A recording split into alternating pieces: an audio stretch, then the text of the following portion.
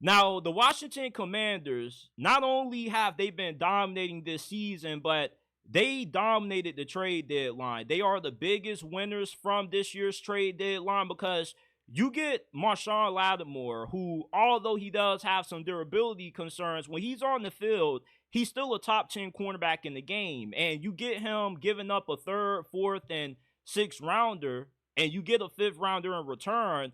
I felt this was an A++ trade because when he gets healthy, you got somebody that still is relatively young. He's only 28 years old. And when he's been on the field for New Orleans, he's only allowed 9.5 yards per reception, which is a career low that he's allowing. This is the best season of his career, which is surprising because you don't really hear people talk that much about Marshon Lattimore anymore.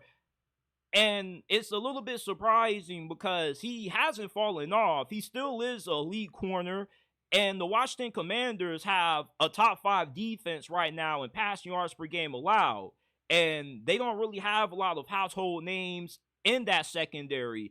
And you get Marshon Lattimore to boost the already great pass defense. You can take your pass defense to the next level from great to elite now that you have Marshon Lattimore. It should also open things up for your pass rush now that you got a true shutdown corner that can shut down one side of the football field. And it officially means that you can give up on Emmanuel Forbes. Rather, if you cut this dude or you want to play him at safety, but we shouldn't see any more of Emmanuel Forbes at boundary corner this year for Washington because this dude is a bust. He can't play. He's not physical enough. He's too small. He gets out-muscled too often for 50-50 balls. And you bring in Marshon Lattimore, he's going to be the racer on the opposite side of whoever you have as your second cornerback on the other side. And another thing that makes this such a good trade for Washington is that you're getting somebody on the deal that you know you have the cap space to be able to pay. And I don't think Marshon Lattimore necessarily has a bad contract neither. And the New Orleans Saints, I don't think they would have moved on from this guy if they had the ability to pay him. Well, if they had the ability to keep him around, but they had to pretty much get rid of him because they got no cap space at all. They are $80 million under the cap, and they were going to have to make some moves to kind of clear some of that money off. And parting ways from Marshon Lattimore probably was one of the decisions that they didn't want to make unless they just had no choice. And with their season already being over, it makes a lot of sense for them to just go ahead, stock up on picks. But the Commanders now, with you having some of your toughest games of the season coming up. You play Pittsburgh this week. You got a matchup with the Philadelphia Eagles and the Dallas Cowboys down the road as well. Marshon Lattimore gives you a great chance to win these next 3 games because the Steelers don't really have any weapons on the outside that really scare you outside of George Pickens. If Marshon Lattimore can play this Sunday against Pittsburgh, then he could shut down George Pickens, and that could help them increase their chances to win that game. And when you play the Philadelphia Eagles, you know how much of a monster A.J. Brown is. You can line up Marshon Lattimore one-on-one with A.J. Brown, and I believe he could give him a tough outing.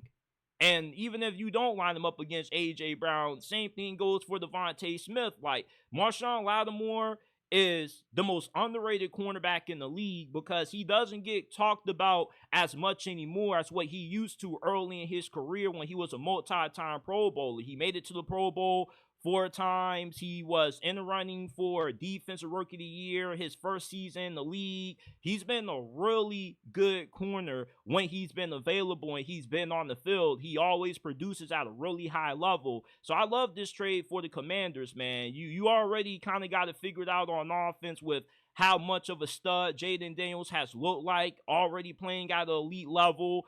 And you help out that defense that surprisingly already ranks top 5 in pass yards per game allowed, and they get even better with the addition of Marshon Lattimore. And the Chiefs were in on him as well, and you rather him go to the Commanders than go to the Chiefs. only because you know the Chiefs, they're trying to three-peat. They've already won 2 straight, and they already got DeAndre Hopkins. The last thing you want to do is help them out. So with him going to the Commanders, it kind of takes away another weapon that possibly could have helped the Chiefs continue their monopoly over the NFL. And as a Commanders fan, you got to be really excited about this team. Around this time last year, you were thinking about what you were going to do in the off season. Now you actually have not just a lot of optimism that you're going to make a deep run in the playoffs, but maybe you could be a dark horse Super Bowl contender. Now, I don't remember the last time we've seen a rookie quarterback take a team to the Super Bowl, but Jaden Daniels may be able to do it because right now, outside of the Detroit Lions, there hasn't been a team playing better football than what the Washington Commanders have. Maybe the Falcons, but this is the second best team in the NFC conference record-wise. And now that you bolster your defense with the all-star cornerback, you are now in the conversation of being a dark horse Super Bowl contender, because if Jaden Daniels can keep up this level of play throughout the tough stretch of your schedule that you have coming up over this next month, not only could you find yourself winning this division, holding on to the division lead, but you could have home field advantage through the majority of the playoffs, depending on how the rest of the NFC plays out.